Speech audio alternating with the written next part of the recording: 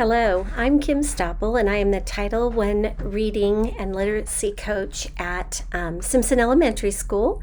And I am here to present to you some strategies that are almost no cost, and if there is a little bit of cost involved, it's very, very inexpensive for you to create learning games for your children. I teach many small reading intervention groups, and I find that the most entertaining games that kids get into are those that I have barely spent any time creating. Kind of open-ended. I can use them for lots of different topics and skills, and they're just very inexpensive, next to no cost. So I wanted to pass those strategies along to you because I see the kids' face light up and they beg and beg to play these games each and every day when they come to see me.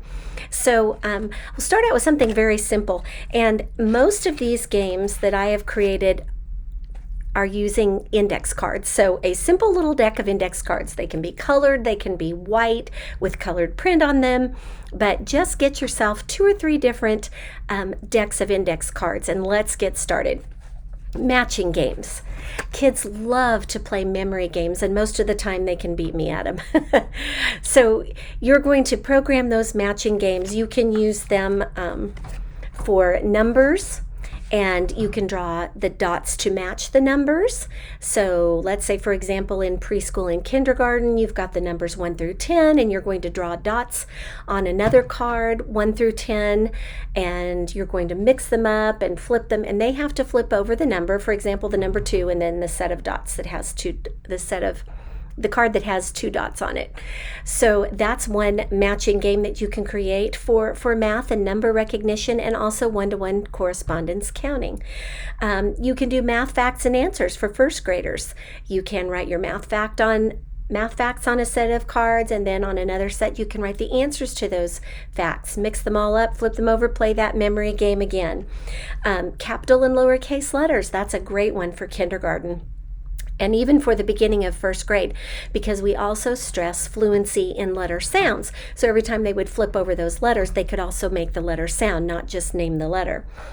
You could do sight words, which is another skill, especially now, second semester with first grade. We are really building their sight word vocabulary, and I'm sure the teachers are sending home word lists each and every week that tell you what words they are specifically working on, and you could create a cumulative set of those and use those. Make 2 cards with the same word and several different words, mix them, match them. And the last one would be, again, for kindergarten or maybe beginning of first grade, letters and pictures. Your child could help you create this. You could use old magazines, old grocery ads, and you could cut pictures that start with beginning sounds and then write the letters on the other cards.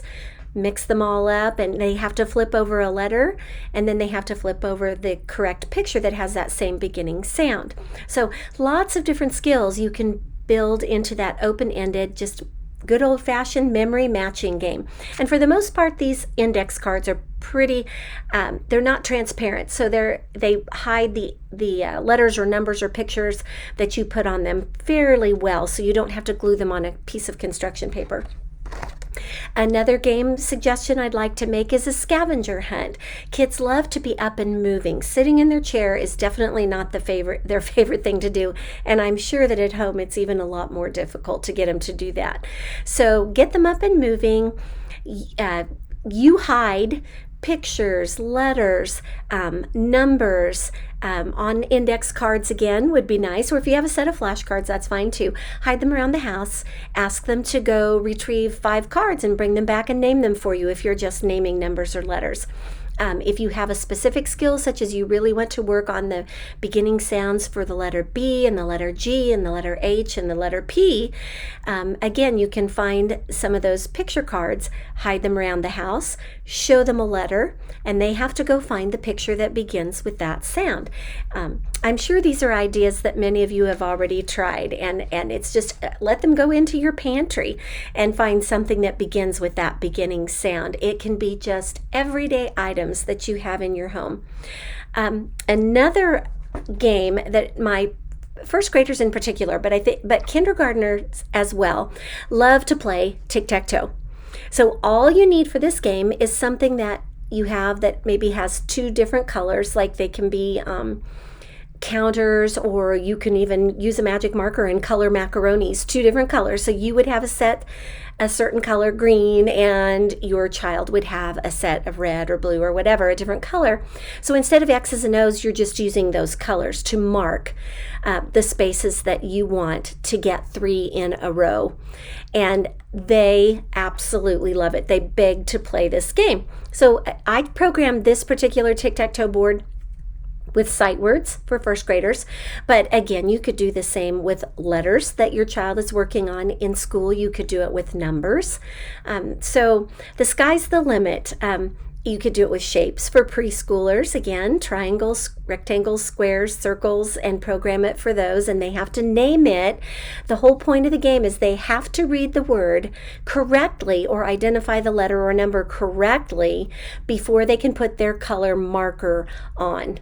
So if I would read the word over, and then my opponent would read the word just, we would get to put our color of marker on there and then try to get 3 in a row. So very simple, very easy. You can use it with an 8.5 by 11 piece of paper. If you have a dry erase board, that's even better, because you can reprogram it with different words over and over again. So they do love this activity. And let's see, we have one more activity I'd like to share with you. It's Go Fish. And it's an old game. It's been around for a long time, but I have started creating Go Fish sight word sets for my first graders in particular. But again, just like those other games we've talked about and the different skills that you can reinforce, math facts. You could do similar math facts. In fact, you could do, for example, Todd, do you have a math fact that equals 4, and maybe they have 3 plus 1 in their hand, and Todd might have 2 plus 2. So he would have to give his 2 plus 2 to you because it has the same answer. So you can make it as difficult or higher level thinking skills as you would like. But to start or to create a set of Go Fish cards, you just need to make multiples, two of each word, if in particular if you're doing sight words. Or 2 of each letter, or a capital and a lowercase of each letter that you're wanting. Make a pretty good size stack of about 25 to 30 cards with the different letters or words or math facts. And then you're going to hand each person playing. And this one's nice because you can have multiple people playing, 3, 4, 5 different people. And you hand them each 5 cards. The extra cards go into the fishing pond, so that when you ask your friend for a card, so Grace, do you have the word find? If she has the word find in her 5 cards, then she has to give it to whoever asked her for it. If she doesn't, she says go fish, and they have to draw a card from the fishing pond. And the object of the game is to get rid of all of your cards first. Again, this is a game that my first graders beg to play. So easy, so simple, and so cheap to make. So lastly, just very quickly, during the summer or during the warmer months, have your kiddos go outside and practice their sight words or their letters or their numbers. Use a small bucket with water in it. Buy them a paintbrush, the cheapest paintbrush you can find at the hardware store, and let them paint their sight words on the driveway or sidewalk with the water.